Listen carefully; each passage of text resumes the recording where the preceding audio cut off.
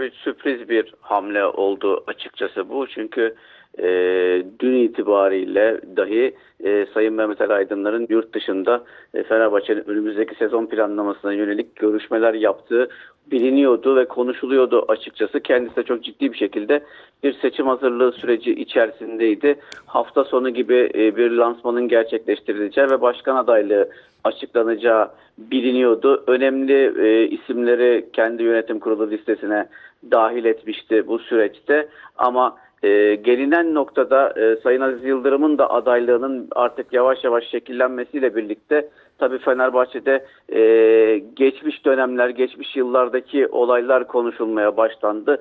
Bu da açıkçası Mehmet Ali Bey'in çok hoşuna gitmedi ve kendi ismi üzerinden bir takım tartışmaların Fenerbahçe'de yeni bir bölünmüşlüğün olacağını gördüğünden dolayı bugün kendisi böyle bir karar aldı ve aday olmama kararı aldı. Bu yaşanan